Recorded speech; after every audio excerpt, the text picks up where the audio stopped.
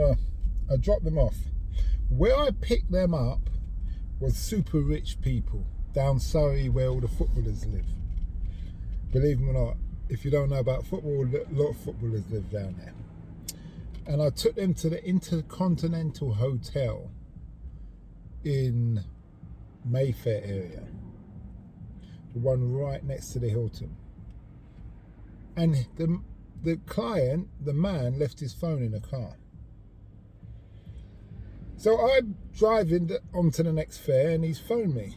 Now, do I cancel that fare, which I know Uber won't like, and then go and drop him his phone, or do I call him?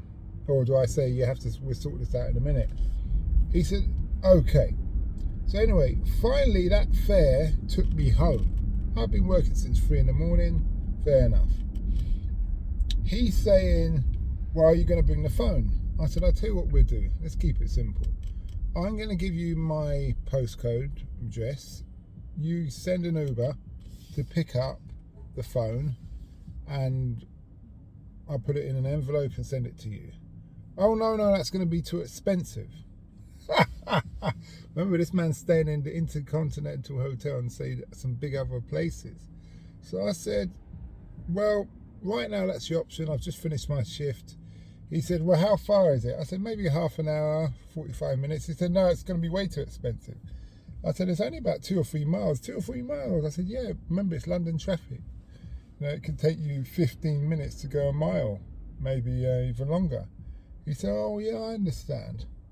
But either way, there's been this back and forth, and no matter what, he does not want the phone to go into an Uber.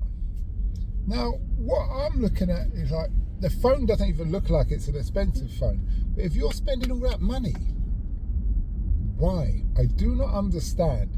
Maybe someone can help me.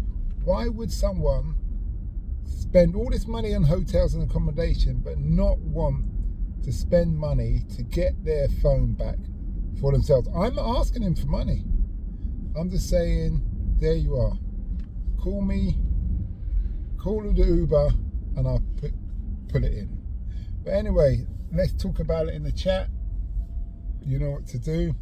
And if you need to rent a car or rent to buy, I can give you a discount code for the biggest rent to buy private hire car company in the country. So hit me up on the DMs. And last thing but not least, make sure your settings are not on private, because I won't be able to respond.